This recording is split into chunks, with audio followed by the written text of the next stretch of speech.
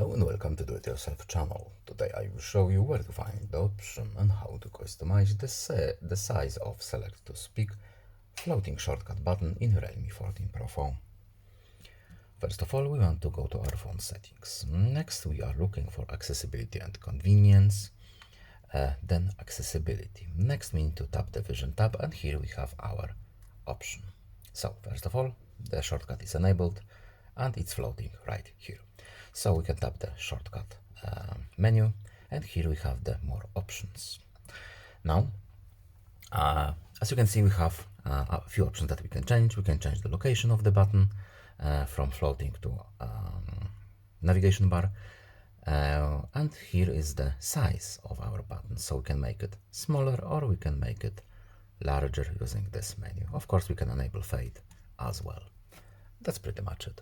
Goodbye.